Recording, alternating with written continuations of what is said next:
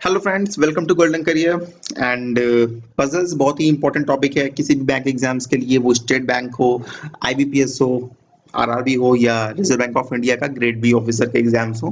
Puzzles बहुत ही important है and puzzles day by day difficult होती जा रही हैं। आपने लास्ट ईयर अगर एग्जाम दिया है तो आपने एसबीआई मेंस और आईबीपीएस के मेंस एग्जाम्स में देखा होगा पजल्स कितनी टफ आई थी। ठीक है, और पजल्स को आप इग्नोर करके कभी भी कोई भी बैंक एग्जाम क्लियर सक्सेसफुली पूरा एग्जाम तो क्लियर नहीं कर सकते हैं कि आपका सिलेक्शन हो जाए, क्योंकि 15 से 20 मार्क्स का वेटेज होता है हमारा पजल का। इसलिए हम पजल्स को मैंने डिसाइड किया है कि आपको एटलीस्ट हर 2 दिन पे एक पजल मैं सॉल्व कराऊंगा, जो कि एक अच्छे लेवल की पजल होगी। जैसी पजल्स हमारी आती हैं तो थोड़ा आपको आइडिया रहेगा, आप प्रैक्टिस भी करिए उनकी। और प्रैक्टिस से ही पजल्स आ सकती हैं। धीरे धीरे आपको आइडिया होगा कि पजल्स की अप्रोच क्या होनी चाहिए, कौन सी पजल्स आए तो कैसे स्टार्ट करना चाहिए। ठीक है, अगर आप state bank of India coaching join की हुई है आपने हमारी, जो कि बहुत सी यूजर्स ने ज्वाइन की हुई है, तो आप अपना अकाउंट सॉरी आप अपना अकाउंट लॉग इन करिए। वहां पर मैंने एक ई बुक सेक्शन होगा, ई बुक सेक्शन में जाइएगा आप। वहां पर मैंने आपको पजल बुक प्रोवाइड कराई है जिसमें 24 पजल्स हैं। ठीक है, तो आप 24 पजल्स की प्रैक्टिस करिए। ये मॉडरेट लेवल पजल्स हैं, बहुत हाई लेवल पजल्स नहीं है। इनिशियली मैंने दी है कि आपको पजल्स का आइडिया हो कैसे अप्रोच करना है, इसलिए मैंने दी है। आप खुद से करिए, धीरे धीरे आपकी प्रैक्टिस होगी। अगर आप एक पजल पर डे करते हैं तो एटलीस्ट 20-25 दिन, या दो भी करते हैं तो एटलीस्ट 15 दिन आपकी ये पजल्स चलेंगे। दिन आपको मैं एक नई ई बुक प्रोवाइड करा दूंगा जिससे आपको और प्रैक्टिस कर सकें। मैं कोशिश करूंगा प्रीलिम्स एग्जाम तक एटलीस्ट आप लोग 100 पजल्स जरूर प्रैक्टिस कर लें, जिससे आपको पजल्स में कोई भी दिक्कत ना हो। ठीक है, अगर आपने state bank of India batch नहीं ज्वाइन किया है और आप ज्वाइन करना चाहते हैं तो आप विजिट कर सकते हैं हमारी वेबसाइट www.goldencareer.co.in पर। और रजिस्ट्रेशन चार्जेस हैं सिर्फ 10 रुपए। 10 रुपए में आपको मिल रही है फुल फ्लेज्ड कोचिंग। और कोई पजल आपसे नहीं हो रही है तो आप डेफिनेटली लॉग इन करके फैकल्टी से तो पूछ ही सकते हैं, अगर आपने स्टेट बैंक ऑफ इंडिया के लिए रजिस्टर किया हुआ है। एसएससी सीजीएल के लिए भी आप इसी वेबसाइट पर रजिस्टर कर सकते हैं, जिसकी क्लासेस 10 मार्च से स्टार्ट होंगी। ठीक है, इसका डिले किया गया है क्योंकि एसएससी सीजीएल का एग्जाम भी थोड़ा सा लेट होना है, अब नोटिफिकेशन भी नहीं आया है। और एसबीआई पे फोकस ज्यादा कर रहे हैं हम लोग, क्योंकि एसबीआई का एग्जाम बहुत ही जल्द होने वाला है 29 अप्रैल से। द हिंदू न्यूज़पेपर तो अवेलेबल ही है, वो आपको पता ही है। चलिए देखते हैं पजल आज की। देखिए, ये एक मिक्स पजल है जिसमें सिटिंग अरेंजमेंट, सॉरी, जिसमें एक फैमिली ट्री भी बनेगी और एक इसमें सर्कल में बैठे हुए लोगों का अरेंजमेंट भी है। ठीक है, P Q R S T U and V are 7 members of the family. ठीक है, मेंबर है 7, एक फैमिली में 7 मेंबर है, पी से वी तक। Each member of the family belong to different profession. सबका प्रोफेशन डिफरेंट है। Doctor, professor, musician, shopkeeper, contractor, a manager and a businessman. ठीक है, all are sitting around a circular table facing to the centre. Centre को face करते हुए बैठे हुए हैं सर्कुलर टेबल पर 7 मेंबर्स हैं। ठीक है, इतने तो थी इन्फॉर्मेशन जो आपको ड्रॉ करनी। चलिए, 7 नंबर है, 7 नंबर को एटलीस्ट हम 2 के जरूर बना लेते हैं। 1 2 2 3 4 5 6 7 1 2 3 4 5 6 7। ठीक है, ये सभी लोग सेंटर को फेस करके बैठे हुए हैं, फेसिंग सेंटर। ठीक है, पजल्स को कैसे करना है, कैसे अप्रोच क्या होनी चाहिए, इसका आइडिया आपको लग जाएगा। बाकी फिर आप पजल बुक्स सॉल्व करिएगा और मैं हर एक 2 दिन पे आपको एक पजल यहाँ पर करवाता रहूंगा वीडियो से भी। ठीक है, ये हो गया। T and U belong to the same gender and U the spinster is a manager. देखिए, यहाँ पे यू का जेंडर क्लियर हो गया। यू द स्पिंस्टर, स्पिंस्टर कौन होता है? स्पिंस्टर वो लड़की होती है जिसकी एज हो चुकी होती है काफी और उसकी शादी नहीं हुई होती है। ठीक है, तो you the Spencer is a manager. ठीक है, यहाँ पर हम नोट बनाएंगे। यू क्या है? मैनेजर है। टी एंड यू दोनों क्या है? फीमेल है। फीमेल को हम माइनस साइन से रिप्रेजेंट करते हैं। ठीक है, S son is a shopkeeper. S का जो बेटा है वो क्या है? वो शॉपकीपर है। ठीक है, ये भी यहाँ पर लिख लेते हैं। S son is a shopkeeper. ठीक है, इतना हो गया। Whose daughter is R. अब देखिए, एस की एक डॉटर है। देखिए, एस का एक बेटा है, उसकी एक डॉटर है। ठीक है, ये चीज तो क्लियर हो गया। Okay, S son is a shopkeeper whose daughter is R a contractor. तो यहाँ पे क्या क्लियर हो गया? आर क्या है? आर है कॉन्ट्रैक्टर।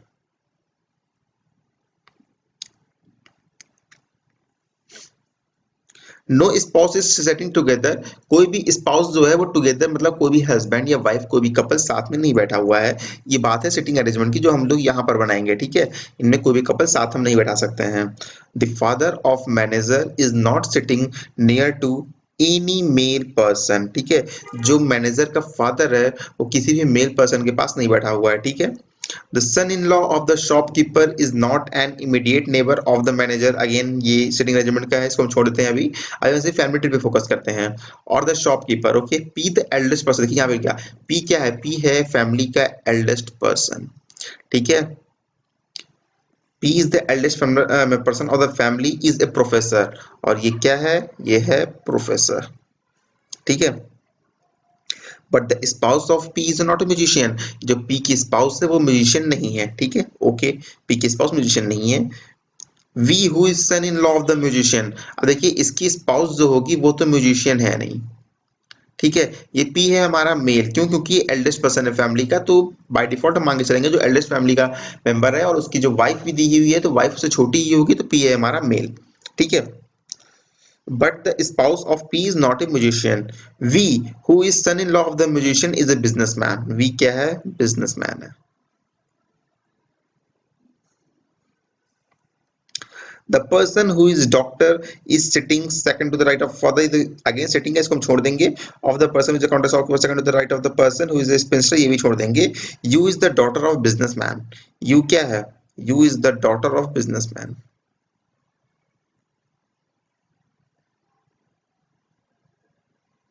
ठीक है। There are 4 generation and 3 couples, देखिए ये मैं 4 जनरेशन है यहाँ पर और 3 कपल्स हैं, ठीक है। तो पहली जनरेशन तो हो गई है, ठीक है, 4 जनरेशन है, एक यहाँ पर रहेगी, सेकंड थर्ड यहाँ पर रहेगी और फोर्थ नीचे जाएगी, ठीक है, फोर्थ जनरेशन। ये कुछ ऐसे बनेगी हमारी फैमिली ट्री एंड 3 कपल्स हैं तो वो हम देख लेते हैं, ठीक है। अच्छा देखिए कपल हमारे 3 है बट यू के बारे में क्या है, यू द स्पिंस्टर, ठीक है। यू की जो है वो शादी नहीं हुई है तो यू का कपल हो नहीं सकता, ठीक है।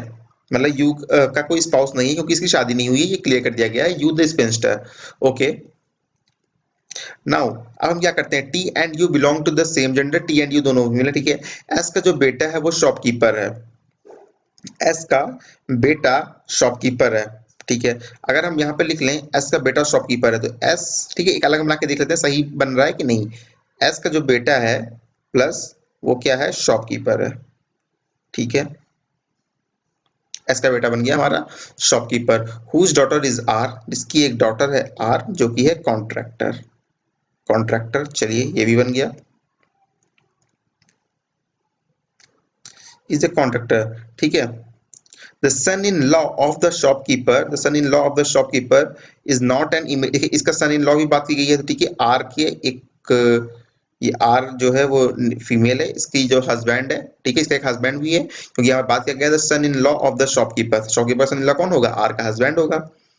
Shopkeeper is not an immediate neighbour of the manager और द शॉपकीपर, तो ये तो सिटिंग अरेंजमेंट रिलेटेड बात है, इसको हम छोड़ देंगे। P, the elder person of the family is a professor but the spouse of P is not a musician. V, who is son in law of musician, अब V क्या है, V हमारा सन इन लॉ है musician का, ठीक है।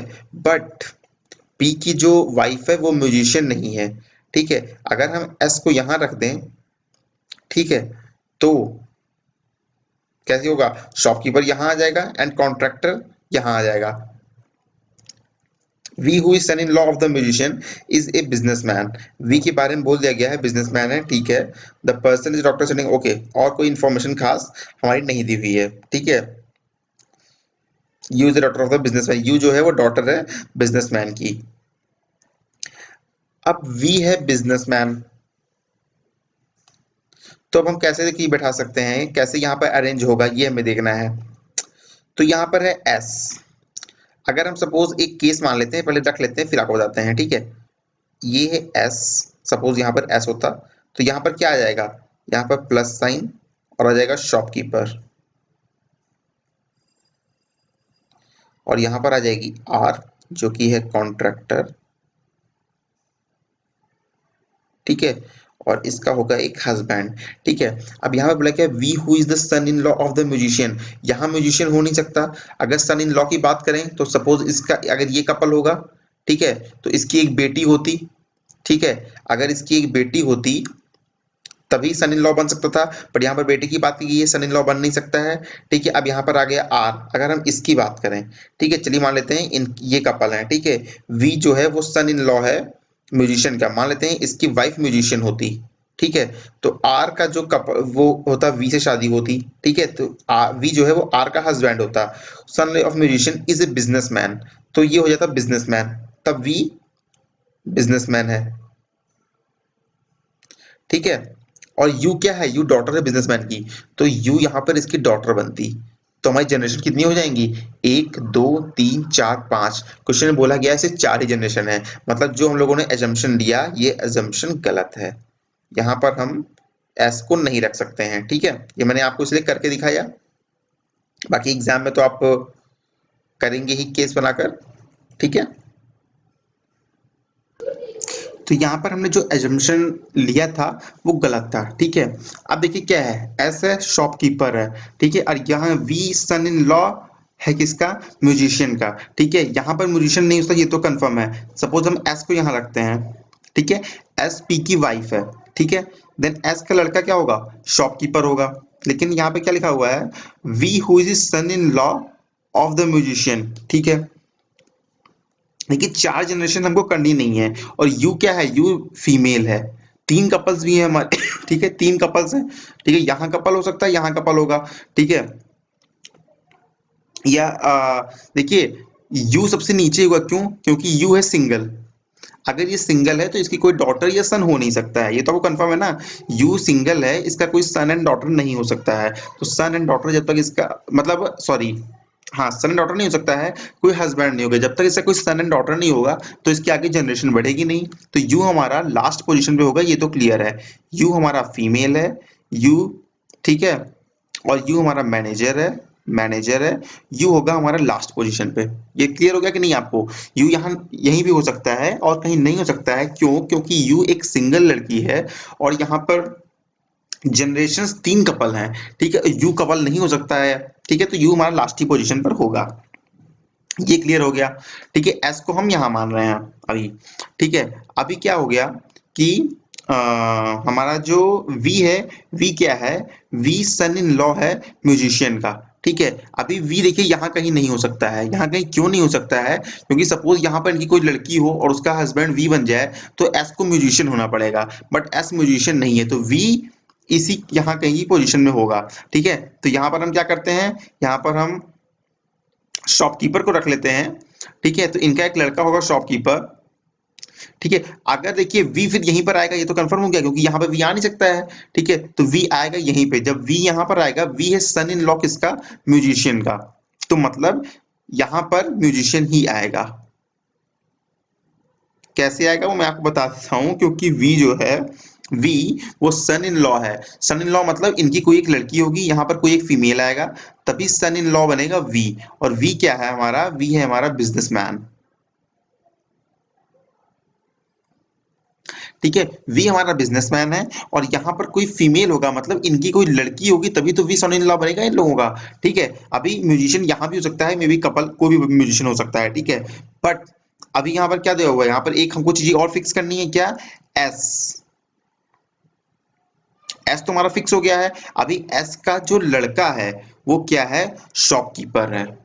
ठीक है, एस का लड़का शॉपकीपर है। ठीक है, तो अगर टी को हम फीमेल मान लें, देखिए यहाँ पर म्यूजिशियन होगा तो ठीक बात है, बट मैं आपको बताऊं, देखिए एस का सन तो दिया हुआ था ना, एस का सन क्या है, एस का सन शॉपकीपर है।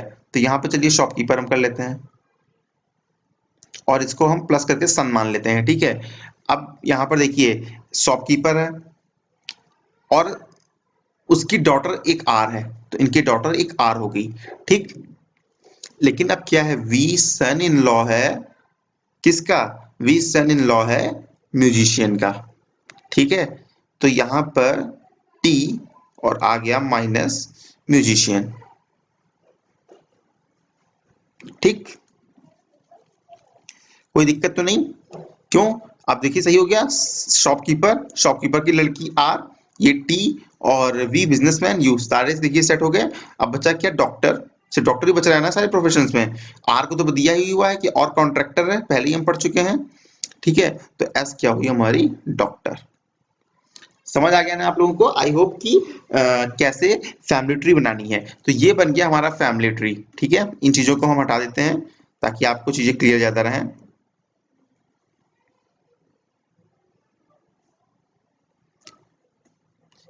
अल्टीमेटली आपको केसेस ही बनाने पड़ेंगे कि क्या पॉसिबिलिटीज हैं कहां पर होने की, उसी से पजल सॉल्व होती है। अब हम बात करते हैं हमारे सिटिंग अरेंजमेंट की, ठीक है। तो सिटिंग अरेंजमेंट में देखिए यहाँ पर doctor is sitting second to the right of the father of the person who is a contractor. ये है कॉन्ट्रैक्टर, कॉन्ट्रैक्टर का फादर है शॉपकीपर। अच्छा, शॉपकीपर कौन होगा, क्यू होगा, पी क्यू ही तो बच रहा है यहाँ पर, हाँ ठीक है, ये क्यू है, ठीक है। तो डॉक्टर इज सिटिंग, डॉक्टर कौन है, डॉक्टर है एस, यानी S is sitting second to the right of the father of the person who is contractor means q, means s is sitting second to the right of the q, s is sitting, चलिए s is sitting second to the right of q, चलिए q यहाँ पर है, इसका second to the right s हो गया। s क्या है, हमारी s फीमेल है, ओके, s हमारा फीमेल है और q क्या है, हमारा मेल है, ठीक है। देखिए जब आपका अरेंजमेंट दोनों केस में हम रख लेते हैं s q, ठीक है, ये प्लस है ये माइनस है। देखिए जब आपके लोग सर्कल में बैठे हो ना, तो आप कहीं से भी स्टार्ट कर सकते हो, आप यस को यहाँ रख दो, यहाँ रख दो, कहीं भी रख दो आप, ठीक है, बस उसी के अकॉर्डिंग आपको बाकी चीजें प्लेस करनी है, ठीक है। Doctor is second to the right of the father is the person of contractor, the shopkeeper is second to the right of the person who is a spinster. मतलब क्या हुआ कि जो शॉपकीपर है, शॉपकीपर कौन है, शॉपकीपर क्यू है, Q is second to the right of the person, second to the right of U है, मतलब स्पिंस्टर हमारा U ही है, तो U हमारा यहाँ आएगा, U है फीमेल, ठीक है। तो अगेन U हमारा यहाँ आएगा, U है फीमेल, ये हमारा आ गया। अब क्या दिया हुआ है, U is the daughter of businessman, U is the daughter of businessman, ये daughter हो रही है बिजनेसमैन की, ठीक है। एंड देयर आर 4 जनरेशन, ठीक है बस, ओके। देखिए यहाँ पर कहीं पे दिया हुआ था the father of manager, the father of manager कौन है, V, वी तो है, the father of manager, you है मैनेजर और इसका फादर है वी बिजनेसमैन, ठीक है। ये वी हमारा प्लस है। The father of manager is not sitting near to any male person, ठीक है। तो देखिए यहां पर हमारा क्या है, क्यू है, क्यू है। अभी क्यू की क्या है, टी,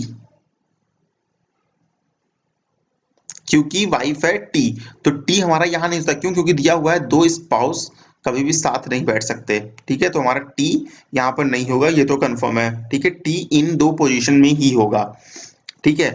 एस हमारी क्या है, डॉक्टर है, तो भी देखिए टी यहाँ पे नहीं होगा। और आर एस, एस का क्या है, एस जो है इसका हस्बैंड है पी, यहाँ कहीं पर पी नहीं, पी यहाँ नहीं हो सकता, पी यहाँ नहीं हो सकता, ठीक है, समझ गए। देखिए यहाँ पर दिया गया था P is the eldest person of the family, the professor, but the spouse of P is not a musician, ठीक है। यहाँ पर दिया हुआ है the father of manager is not sitting near to any male person, तो the father of manager means V जो है वो किसी भी मेल पर्सन के पास नहीं बैठा है। देखिए वी यहाँ नहीं हो सकता, वी यहाँ नहीं हो सकता,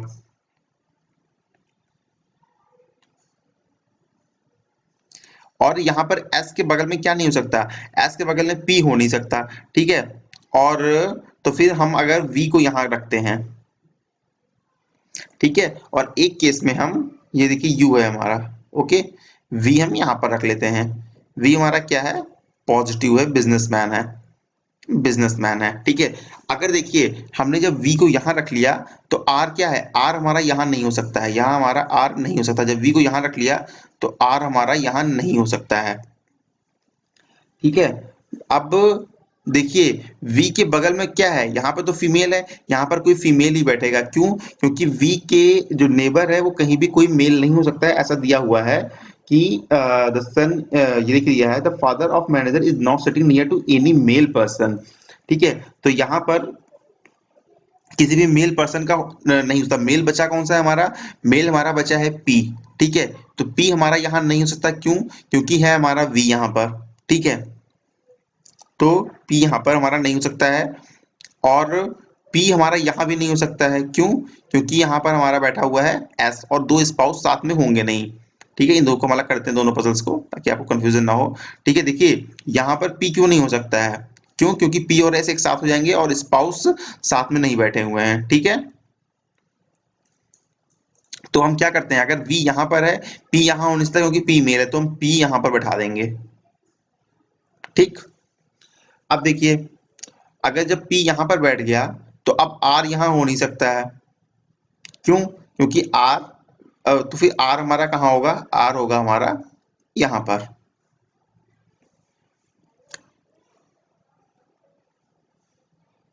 ठीक है,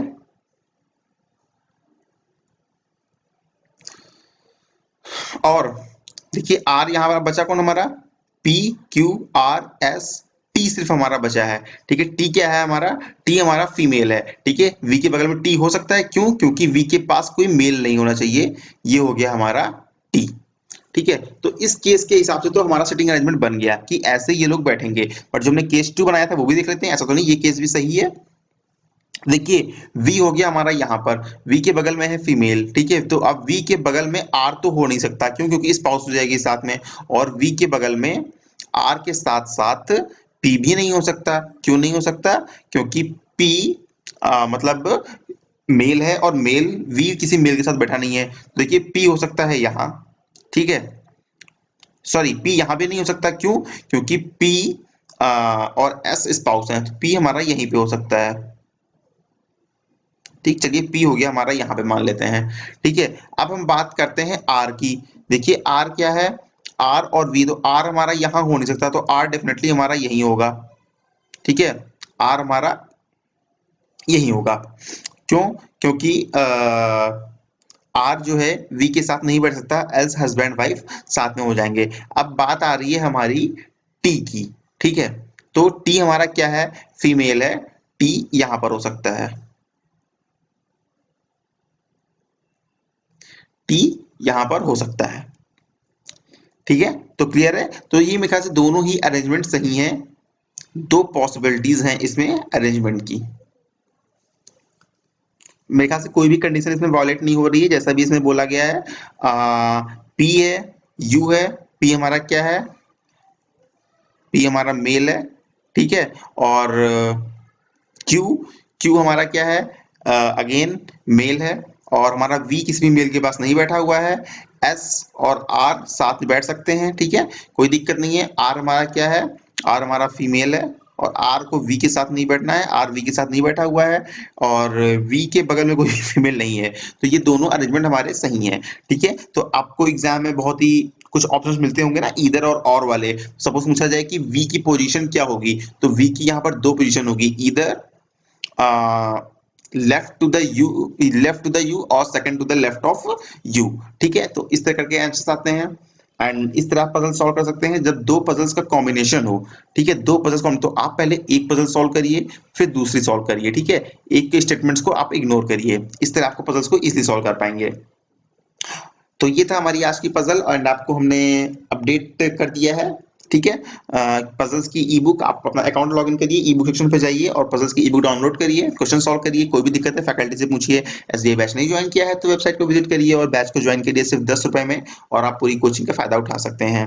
प्लीज सब्सक्राइब करिए हमारा चैनल अगर अभी तक आपने सब्सक्राइब नहीं किया हुआ है, जिससे आपको वीडियोस के अपडेट मिलते रहे। Thank you.